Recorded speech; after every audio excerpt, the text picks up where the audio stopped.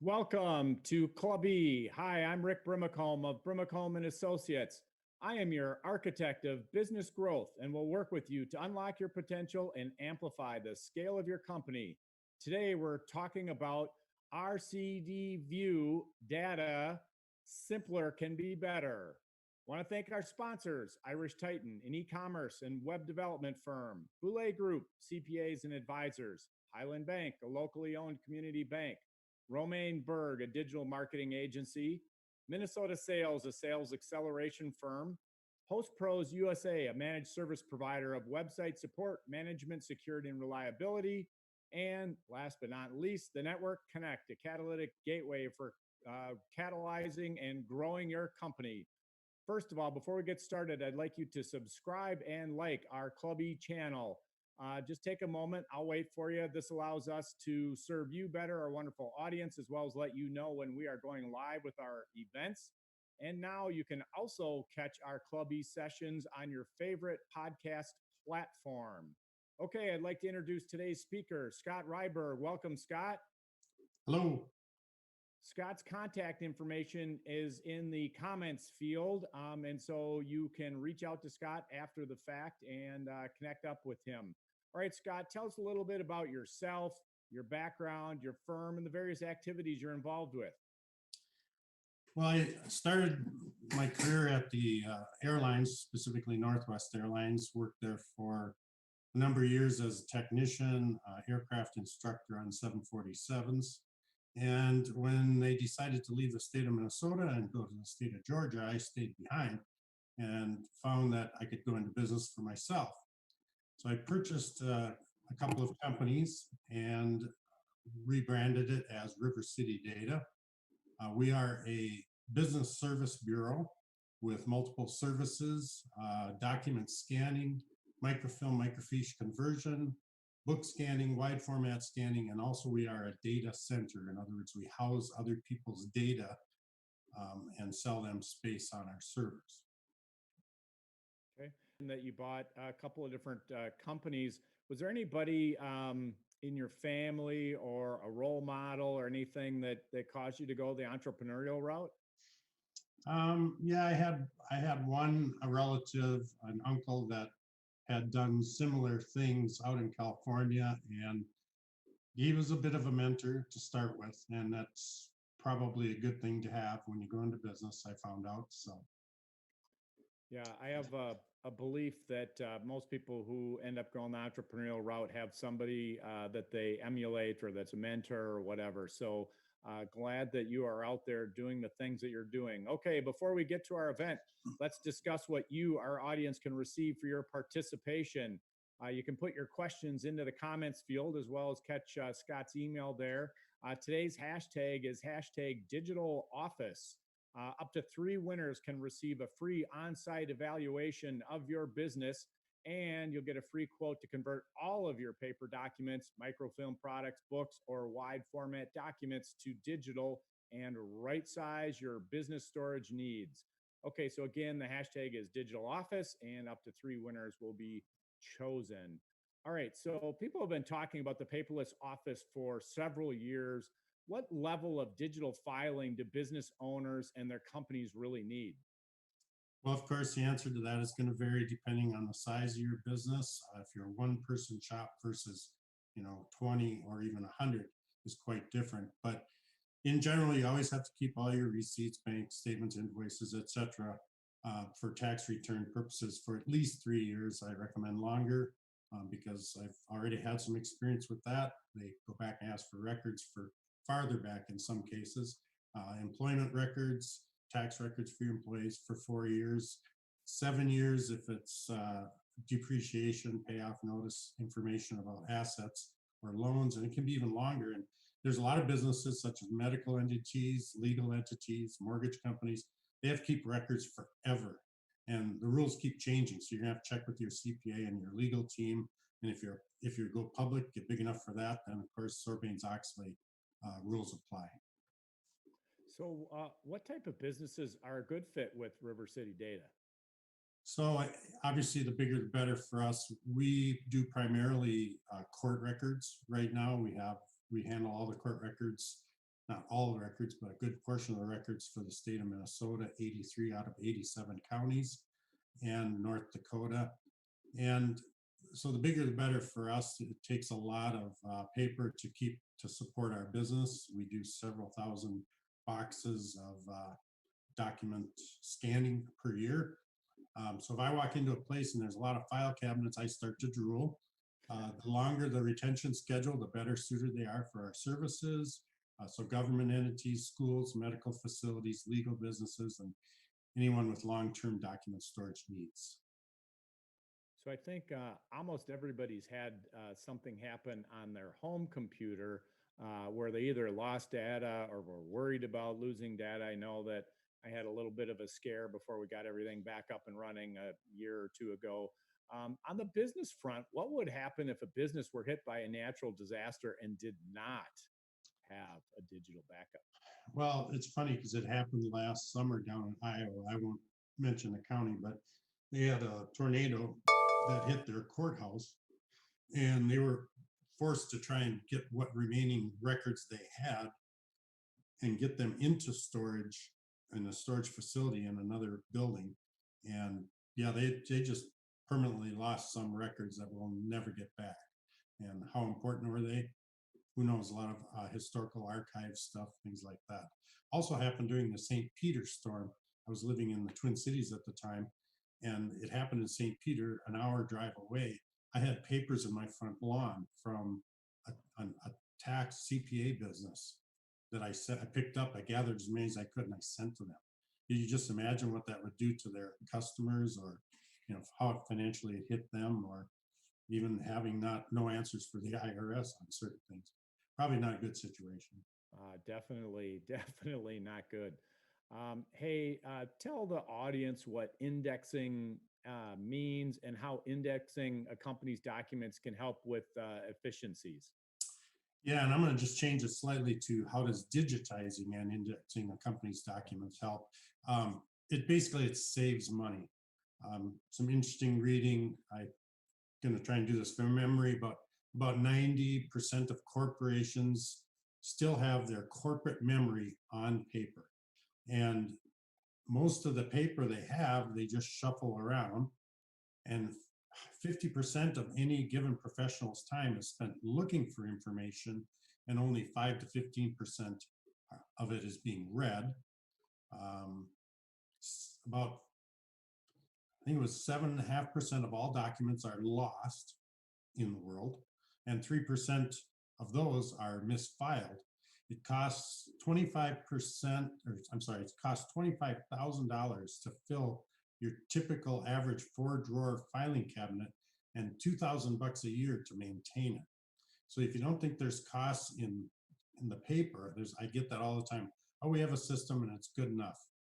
Yeah, it's still costing you money. We can reduce that cost a lot just by digitizing all that paper.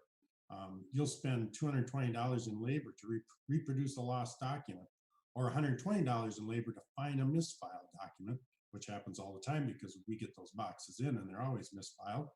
And there's $20 in labor just to file a document. So with 4 trillion paper documents in the US alone, growing at over 20% per year, and the average document being copied 19 times, reducing that paper load is really important. So some digital conversion, at least to a certain degree, makes sense for most folks, if not all folks.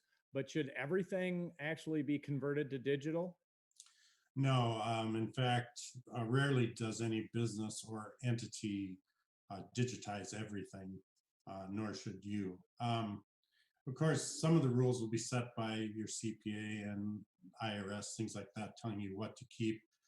But in general, most people can really weed through a stack and know what's really necessary and what's not. For the courts, for example, we have a book that's about 1.5 inches thick that our ladies basically memorize to know exactly what to keep in a file and what not to. So we have 8 people right outside my door going through paperwork, and they are told strictly what to keep and what not to keep the cost of a file to a minimum. So Same thing applies to anybody that's digitizing. You have to reduce that down to the minimum you absolutely need. Okay, so a couple of things here. A reminder that you can submit your questions into the comment field. Scott's email is there as well. Hashtag digital office to be put into a drawing. Up to 3 winners will get a free assessment and quote from the folks at River City Data. And so anyway, again, put your questions into the comments field. All right, so what's the best method for business owners to digitally file their record? And does company size have any impact on the type of solution that they should use? Well, I'll just start by saying I think every business needs to own a scanner. I don't care if it's a desktop Fujitsu or any other high-speed alternative here. Obviously, we use high-speed alternatives, but if you walk into a business office nowadays and there's no scanner in your room, you really have to ask yourself what they're doing, because they should be storing everything electronic. Maybe not your smallest business, but I think it's a good idea for every business person, even if you're a one-person operation, to start scanning right from day one and put it into your computer. You'll always have it. You'll be able to organize it. It just saves you a lot of grief and hassle later on. And actually, if you work with cheap software alternatives like relatively cheap QuickBooks, you can bring that right into your financial accounting software and deal with them, all your incoming and outgoing purchase orders, payables, all your invoices. It's a great way to get started and a good way to run your business. Yep, and you mentioned talking to your CPAs. Just a reminder for the folks in our Club E audience, Boulay Group CPAs and Advisors are one of our sponsors. BoulayGroup.com is the website, so please visit them. I'm sure they would be happy to walk you through what you should be keeping and for how long and so forth. All right, and then again, a reminder to everybody that you can catch Club E on your favorite podcast platform. So if you want to learn more about today's conversation with Scott from River City Data or any of our past episodes, you can check us out on your favorite podcast platform. All right, so is it better to store data locally with a small company or off in the cloud someplace else? I personally, as a business owner, like to deal locally whenever possible. And I think small companies in this area, for sure, prefer that. Sending it off somewhere to somebody else's cloud, you run the risk of, will I ever see it again? I'm sure it's fine and stable and a good alternative to not saving it digitally at all. But is Google going to pick up the phone when you call, or are you going to be able to get your data back, or how sure are you that your data has been removed from their platform when you decide to do so, and how are you sure that you get it all back? Whereas if you're somebody in the local community, they know where I live, they know where I work, they know where we're at, they can come in anytime, look at the data that they've got stored on there and make adjustments to it and just say, we've got to take this person out of there because of whatever reason. It's all right here, it's close by, and seems like you would have better control of it. It's really about the same expense, so there's no benefit to using anybody else really than a local storage facility like this. And Scott, you folks have been in business for how long again? This company has been here for 30 years, and I've only had it now for the last 11. But it's changed dramatically in the last 15 years to become more of a data center than what they started out as, was doing microfilm and microfiche for the courts. And then it just kind of blossomed from there. So it's become a much more full service bureau. And then I believe in talking before our event, your government work is roughly 70% of the business, and then you work with businesses for that. Yep. Yeah, that percentage varies depending on where we're at in the biennium of the state contract, and then just times like this have really changed it. So we're doing more private business right now than we normally would do. So how has the COVID crisis changed your government business, or for that matter, your entire business? It didn't really affect it at the beginning of it, but in the end of June, we were told to halt on our state contracts because the state is just pulling back on their contracts until they know where their budget is at. So it may just delay it for a number of months, but they'll start again, I'm sure. So we're backfilling with other work that we either couldn't get to before, or we're pending and waiting for us to finish up on the state work. So. Okay. Reminder to everybody that you can submit your questions for Scott into the comments field, #digitaloffice, to get in the drawing to have a free assessment of your company's digital storage needs. Speaking of digital storage, enterprise content management, ECM, what are the benefits of an ECM program, and at what size should a company implement an ECM? Of course, there's no perfect right answer, and I'm not going to stand behind anything I say. But what I would say is that it's going to vary depending on your size and your budget, how much money you have to spend. Obviously, if you can buy a little more capability in the software, it might be worth it, especially if you're in a growth mode. It'll pay off later. But there's probably as many softwares out there as there are companies in the world. They're growing and expanding daily. I've had experience with a few, one of them being Laserfish, and I'm not giving any, bit of plugs here for any particular company. I'll just say I've run into Laserfish, OnBase, Zoho, some of those big names, and OpenText is another one. And they're fairly expensive. It'll cost you about $100,000 to get into a copy of Laserfish. So we see those usually with cities, counties, and those kind of businesses. If you're just starting out, work with, I'd say, QuickBooks as long as you can.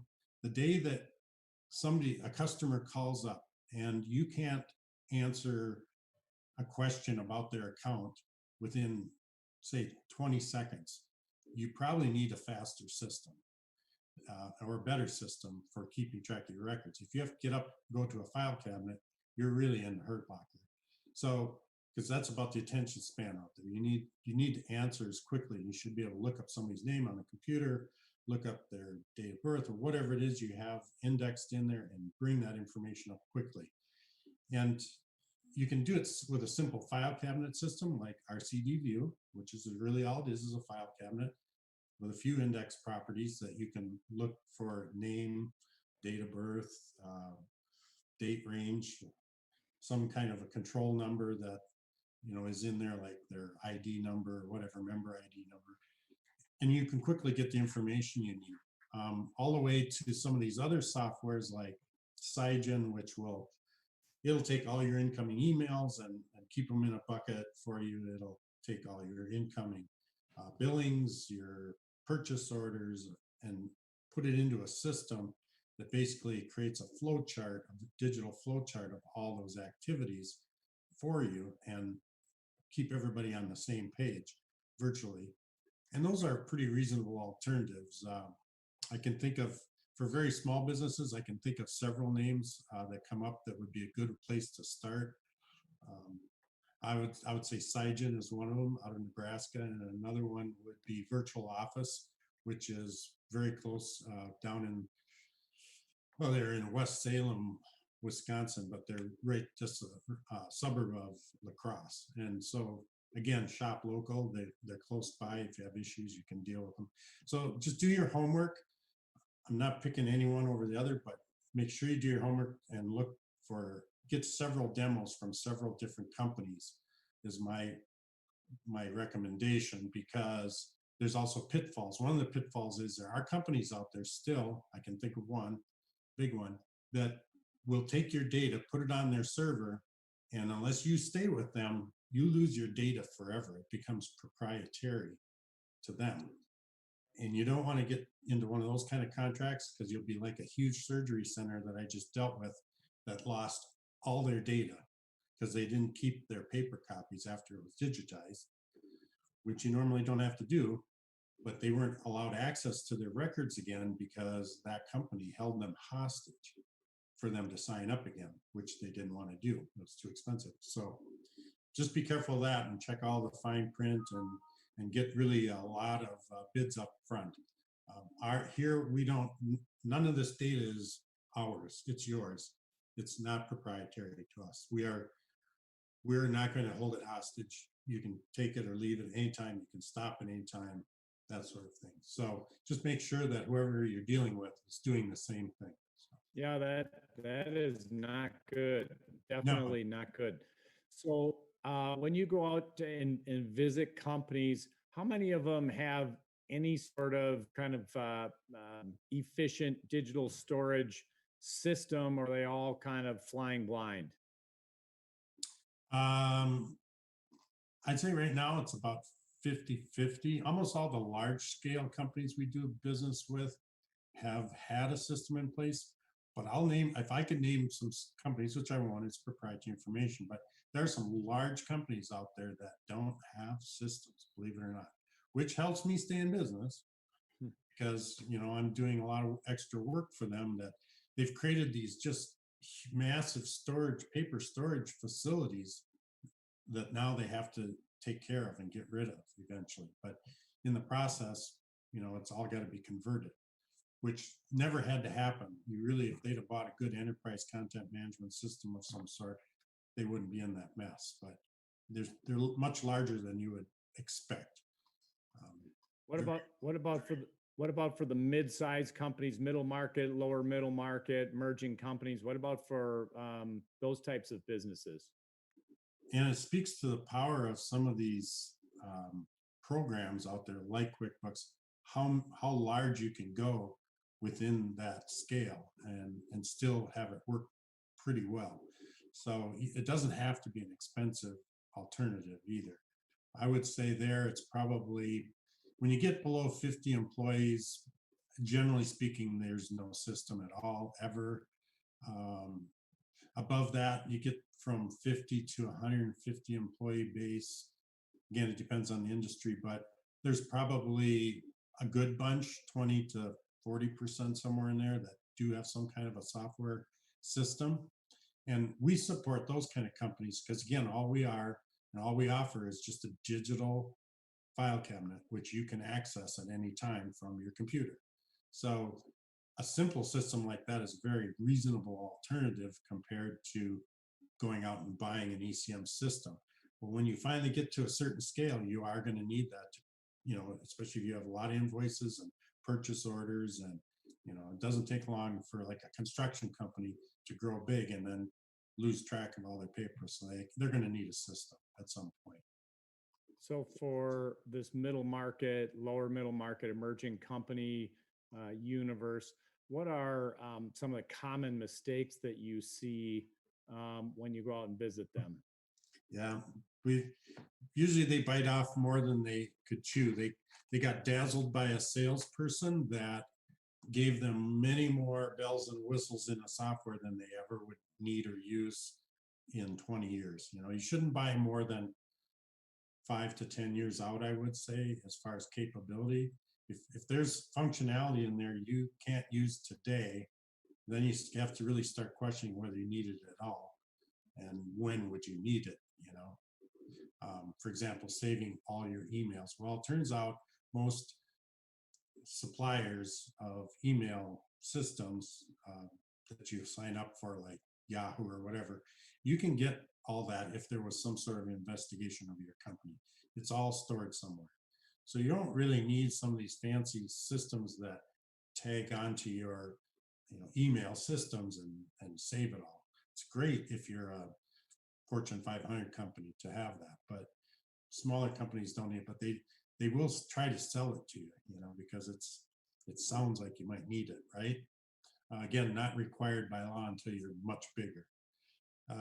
There's other ones that, basically say we can connect all these things together in a nice workflow chain. And so all the right people in your company are getting the right paper as it's scanned in as it comes in.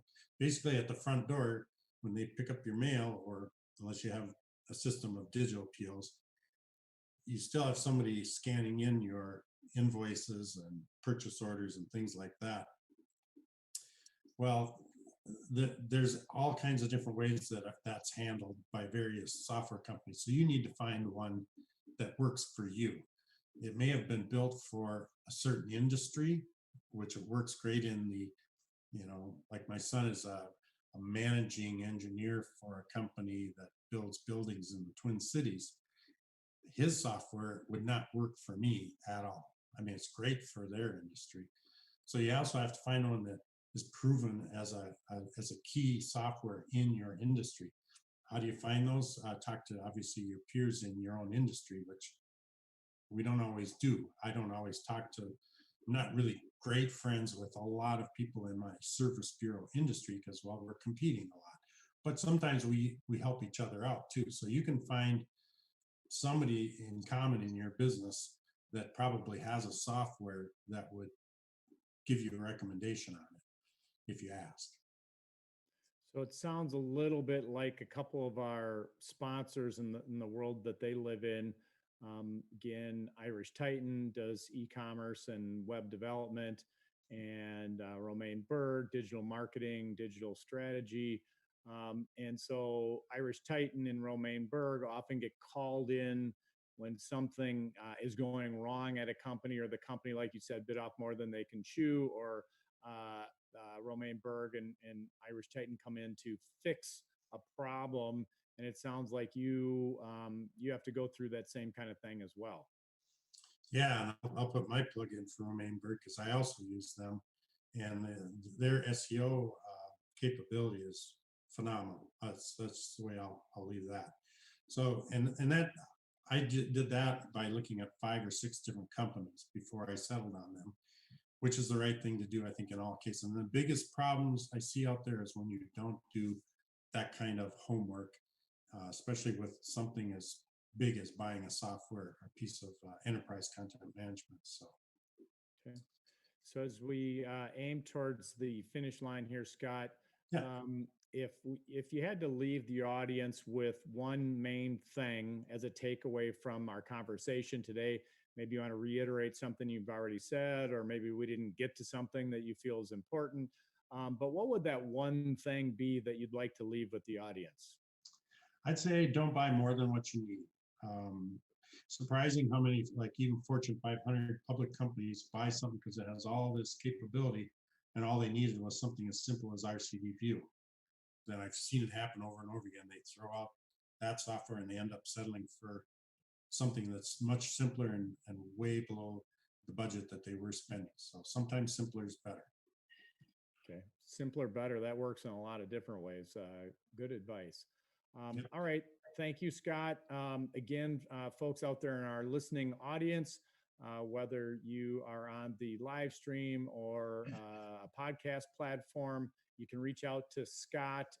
Comments field will have his email address. But for those of you out there with a pen, want to write it down, it's scott@rivercitydata.com.